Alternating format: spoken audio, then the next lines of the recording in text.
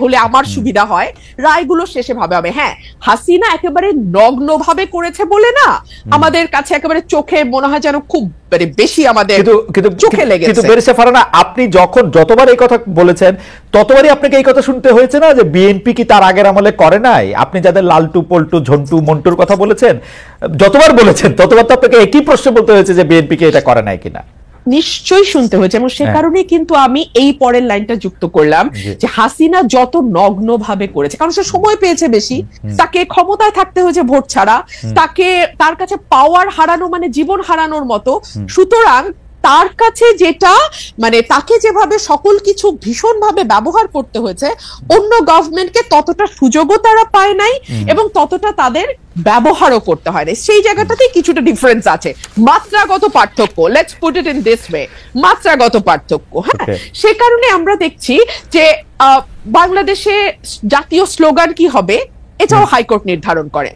একটা political question, বাংলাদেশের নির্বাচন কিভাবে হবে, for God sake it's a political question Khaled ভাই, তাই না? মানে আপনি যেই দলই করেন, যেই মতই করেন, কিংবা আপনি যাই হন না কেন, আপনি যদি সুস্থ মানুষ হন আপনি যা বুঝবেন যে এটা পলিটিক্যাল কোয়েশ্চেন। কিন্তু এইটাও আমরা না হাইকোর্ট বা অ্যাপিলেট ডিভিশন থেকে এটা করায় নিব।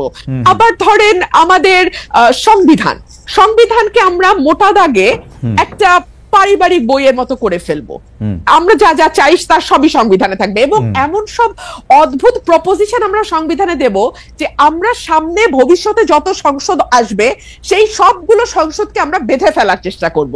মানে তারা কি কি আইন করতে পারবে, কি কি পারবে না, সংবিধানের কোন কোন অংশ তারা 2/3 কেন 3/4 মেজরিটি দিয়েও চেঞ্জ করতে পারবে না, এরকম অংশ আমরা সংবিধানে বলে আবার সেটা লিখে দেবো যেটা অপরিবর্তনীয়, which itself is unconstitutional, okay, which itself is unconstitutional. So এগুলোর মধ্যে দিয়ে তো বাংলাদেশ গেছে। সে কারণে আমি মনে করি খালেদ ভাই যে আমরা না একটা ঝাঁকি খেয়েছে বাংলাদেশ, মানুষ, দেশ, রাষ্ট্র, সরকার ঝাঁকি খেয়েছে। কিন্তু এই ঝাঁকিটাতেই যে আমরা একেবারে ঠিকঠাক ফিটফাট হয়ে বিলাতি কায়দার ওয়েস্টমিনিস্টার গণতন্ত্রে অভ্যস্ত হয়ে যাব, কিংবা ইভেন ঘরের পাশের ভারতের গণতন্ত্র আমরা বুঝে যাব, এটা ভুল।